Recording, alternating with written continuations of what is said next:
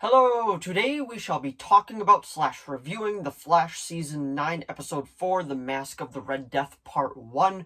There will be spoilers in this, but I will give you my spoiler-free thoughts before we get into the spoilers of the episode, because I thought it was a pretty good episode. I didn't think it was absolutely perfect, but I did think it was an improvement over the last 3 episodes. But anyway, without further ado, shall we begin? Now, I have said this before, and I'll say it again. I feel like every episode does have something to offer. I don't think any episode is outright just bad 100%. I feel like every episode does give something of value. And yes, that's even going for what people consider the worst season, Season 7. But anyway, this is going to be a review video for Episode 4 of the 9th season, titled The Mask of the Red Death Part 1.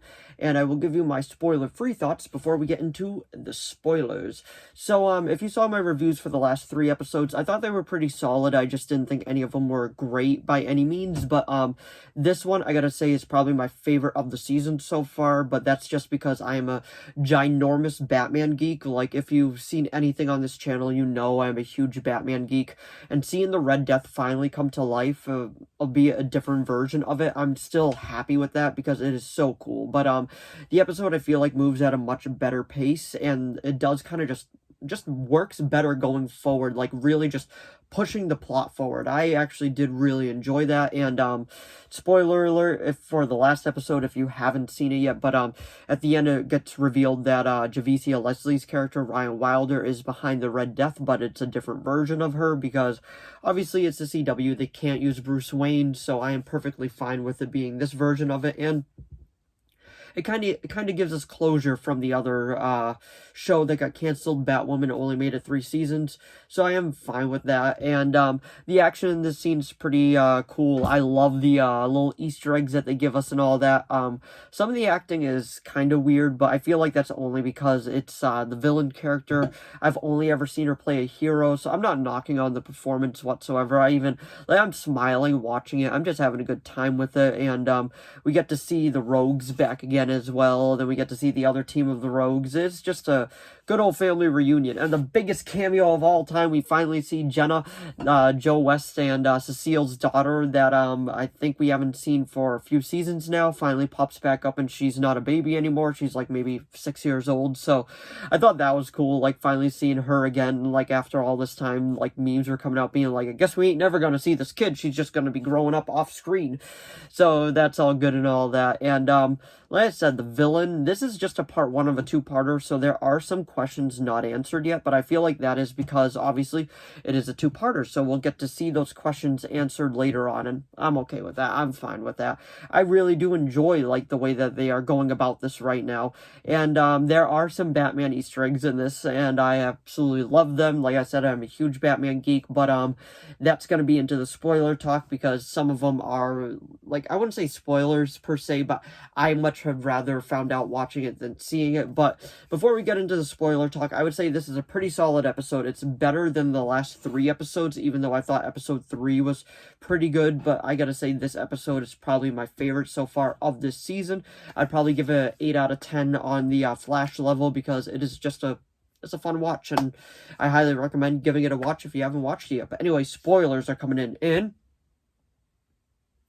Alrighty, let's talk about spoilers. And the biggest thing I want to talk about is Javicia Leslie as Red Death. Now, I don't know if I'm the only one that had this problem, but sometimes when she is Red Death, I'm having a very hard time understanding her.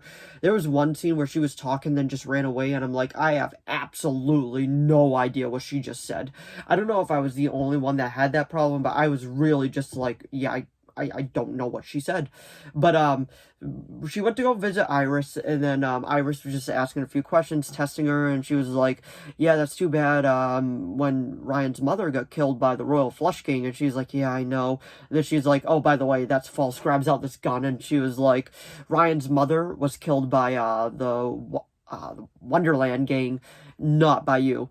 Not by the Royal Flush Gang. And she was like, oh, I messed up. But then we got to see the Red Death suit come flying in. It definitely does give some vibes of Iron Man, but it's so cool just seeing the parts connect and all that.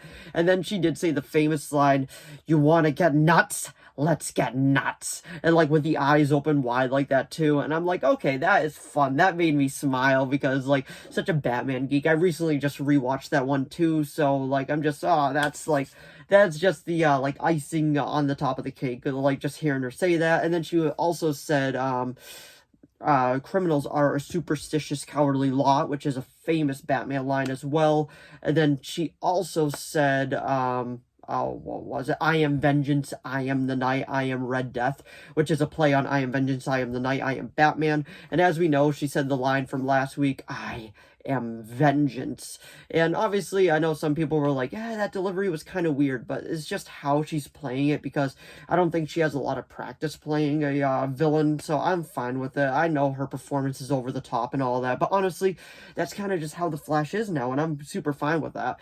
And with when Red Death was interrogating Barry, like, had him tied up and all that, of course he would think it was a avatar right away. His mind went to the worst possible solution right away, and honestly, I can't blame him. Like, everything that he's been through, I get it. And Joe West wants to move out of Central City and all that, and then Cecile doesn't want to move. And then when Red Death just makes the entire city just go out just in a blackout, a bunch of glass almost comes and hit Baby Jenna right in the face, and then she stops it, and then Joe is like, you know what, we can stay in Central City. I don't know, me personally, I would have been like, isn't that good enough cause to actually leave the city? I want to leave. Did you just see what just happened? But that's just me personally. Like, I felt like it should have went in the opposite direction, but it is what it is.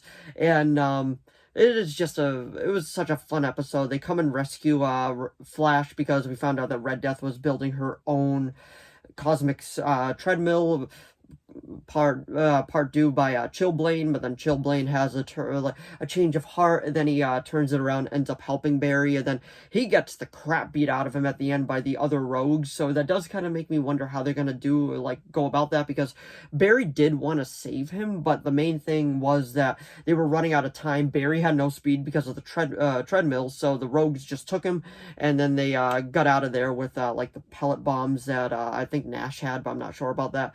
But anyway, this was a pretty solid episode in my opinion. It is one that I would probably go and rewatch before next week's episode. And like I said, for me at least, it is a solid 8 out of 10. I really enjoyed it. I know it's over the top, but I am personally fine with that. And I'm really enjoying part 1 of this 2-part storyline, and then we're on to the next storyline. And as long as it keeps up this momentum for the rest of the season, I feel like this is going to be a very, very solid season. But anyway, that was just my review of The Flash Season 9, Episode 4, The Mask of the Red Death, Part 1. So if you enjoyed this video, please give it a like and a subscribe so I know to keep making more of these. If you have any video requests, please leave them down in the comments below. I'll do my best to reply. As of now, I have a few video requests. Those are being made. And if you have any others, just let me know. As long as it's within my capability of making it, I will be making it. And let me know what you thought of this Flash episode down in the comments below. Did you like it? Did you love it? Did you hate it? Did you think it was just okay? Let me know. And let me know, what do you think of the Red Death storyline? Let me know how you think it's going to end. And what do you think of finally seeing Baby Jenna after all this time? I don't know. I just thought that was funny. But anyway, thanks for watching as always. And I'll see all of you in the next video. Bye.